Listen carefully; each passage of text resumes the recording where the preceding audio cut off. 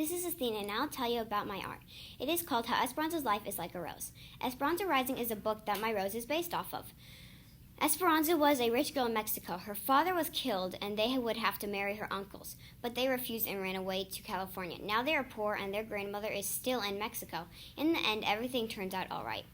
Let's start with the thorns on the rose. The thorns represent hard times in her life. The first thorn is at the very bottom. It represents her father dying. The other thorn is a fire that burned her house down. The next thorn is them moving into a super small house. After that is the train. In the train, they sat with the poorest of the poor people, and not even in the high-class train. Esperanza was very upset. The last thorn is when her mother got very sick. Now let's talk about the stem. In the book, the main quote was, "Wait and the fruit will fall into your hand." That says that eventually you will find what you are looking for. Next, let's talk about the petals. My petals mean a time of uncertainty. Let's start with the petal at the very bottom. This drawing is Esperanza grandma's knitting, and her grandmother was doing a stitch that looked like mountains and valleys. Her grandmother then said, "When you are done with all the mountains, you will see me again." That was when Esperanza was not sure if she wanted to run away. The next leaf is a gift from her father the day before he died.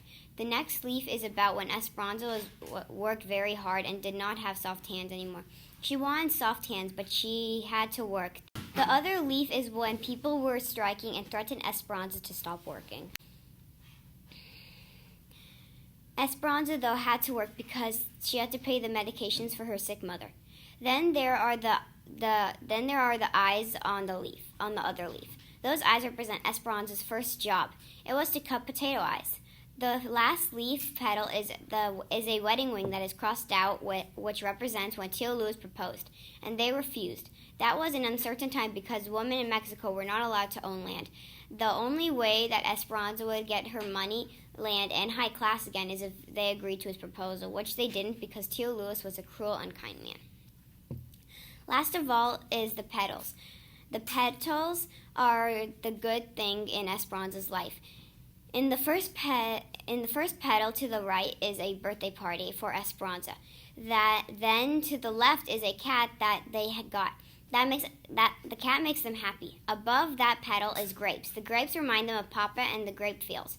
Above that is a heart. You can see that that it has dots and strings. Each dot has a string, and in the middle there is a dot where all the strings meet up. Well, that represents how they were separated, but in the end they were all together again.